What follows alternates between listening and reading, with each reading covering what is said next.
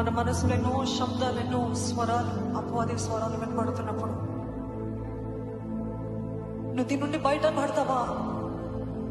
నువ్వు దీని నుండి బయటకి రాగలుగుతావా? For ever you will be like this. నిత్యము నువ్వు ఇలాగే ఉంటావు. కానీ శబ్దాలు వింటున్నప్పుడు ఏసే నాకు అవ్వట్లేదు ప్రభు, నేను నీ దగ్గరికి వస్తాను అని ఆయన సన్నిధికి వచ్చినప్పుడు బానిసనైన మనల్ని దేవుడు బిడ్డగా మార్చే దేవుడు అండి. హల్లెలూయా. యోగ్యత లేని మనకి అర్హతనిచ్చే దేవుడు. నన్ను నీ బిడ్డగా చేసుకున్నావు ప్రభా. ధైర్యంగా కృపా సింహాసనం దగ్గరికి వచ్చేలాగా చేసావు ప్రభా. ఎన్నో గొలుసుని తెప్పేసావు అన్నవారు ఉన్నట్లయితే మీ చేతులను వైపెత్తుతారా?